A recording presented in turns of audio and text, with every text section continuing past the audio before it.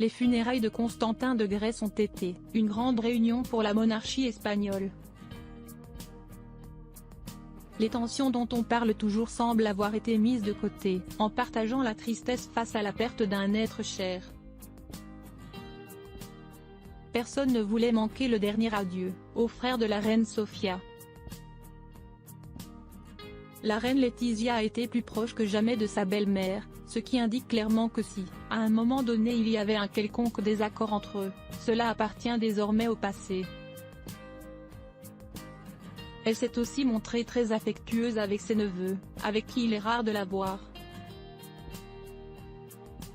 Notamment dans le cas des Urdangarin, et a montré que ses relations avec Marie-Chantal étaient bonnes.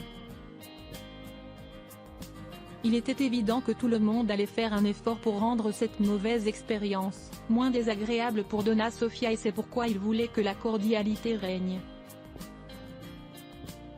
À tout moment, ses enfants ont été à ses côtés, s'assurant qu'il allait bien et qu'il avait un bras sur lequel s'appuyer, métaphoriquement et physiquement, car le sol n'était pas toujours le plus facile à marcher. Des moments qui font déjà partie de l'histoire et qui nous ont laissé une impression claire. Ils ont tous serré les rangs autour de la reine Sofia, mais au moins dans le cas de Felipe V, il a évité d'être pris avec son père, malgré le fait qu'ils s'étaient déjà vus. En fait, dans l'image que Casarréal a rendue publique, cette impression a été renforcée. On y voyait les rois et les reines avec la reine Sofia et, derrière eux, à une distance considérable et quelque peu floue, on pouvait voir Don Juan Carlos. La rencontre entre le roi et son père, elle devait avoir lieu, entraînerait une grande controverse, comme cela arrive toujours lorsque Don Juan Carlos est impliqué. La présence de l'émérite à l'enterrement n'a jamais fait de doute, on a toujours su qu'il irait, mais il semble qu'ils aient été empêchés d'être pris ensemble, car la rencontre a bien eu lieu.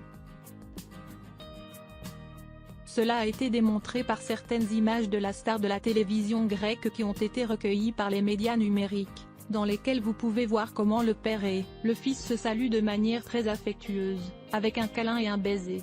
Aussi qu'ils échangent quelques mots, avec des sourires sur leur visage et une attitude détendue.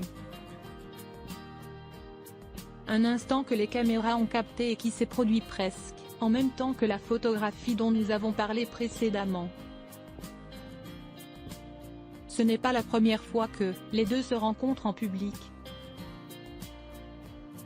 Quelque chose de similaire s'est produit lors des funérailles d'Élisabeth II. À cette occasion, ils se sont assis à côté, mais il n'y a pas eu de démonstration d'affection publique.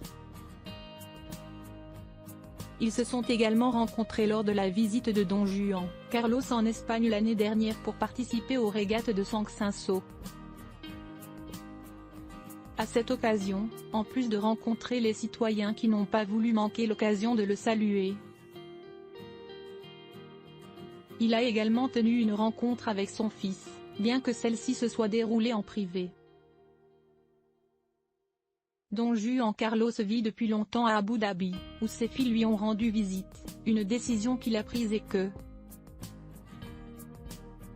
même si cela semblait temporaire, puisqu'il a toujours montré son intention de revenir, pour l'instant il semble que cela continue fermement.